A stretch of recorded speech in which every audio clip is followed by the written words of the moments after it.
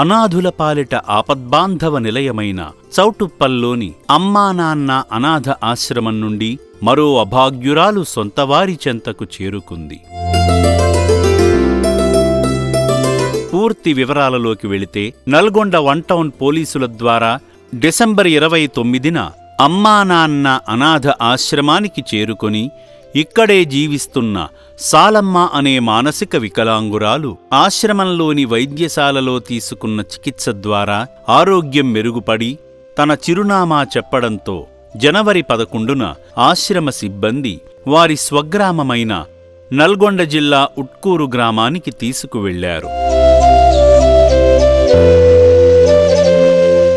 సాలమ్మ అన్నయ్య వెంకటయ్య, మేనల్లుడు యాదయ్యలకు సాలమ్మ ఎలా ఆశ్రమానికి వచ్చిందో వివరించి వారికి అప్పగిస్తున్నట్లుగా వారిచే సంతకం పెట్టించుకుని సాలమ్మను సొంతవారి చెంతకు చేర్చడం జరిగింది. నా పేరు యాదయ్య, మాది ఊట్కూరు విలేజ్, నిడనూరు మండలం, నల్గొండ జిల్లా.